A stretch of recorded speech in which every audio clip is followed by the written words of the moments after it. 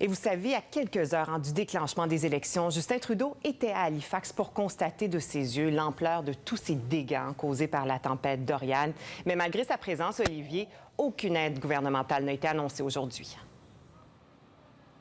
Non, mais il est bien important de comprendre, Karine, qu'Ottawa ne ferme pas la porte à une aide financière pour la Nouvelle-Écosse et ses sinistrés. Mais Ottawa dit que la province doit d'abord chiffrer les dommages et ça peut être un travail de longue haleine. Par ailleurs, le ministre de la Sécurité publique et le ministre fédéral de la Défense nationale sont venus constater les dégâts dans une petite communauté côtière près d'Halifax, celle d'Erin Cove, cet après-midi.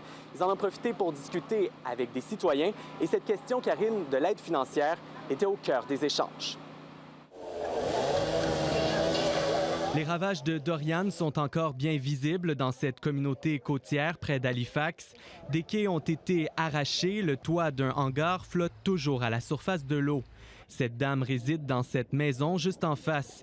Elle compte sur l'aide financière d'Ottawa pour la reconstruction d'infrastructures côtières destinées à protéger sa communauté. J'espère que le gouvernement va s'engager de réparer ou de créer un nouveau breakwater.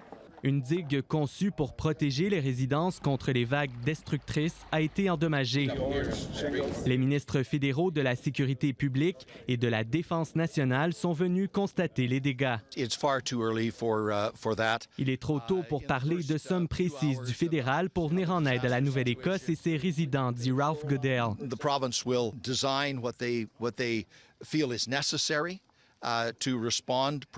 Le programme fédéral d'aide financière aux sinistrés existe, a-t-il ajouté, mais c'est à la province d'évaluer d'abord l'étendue des dommages.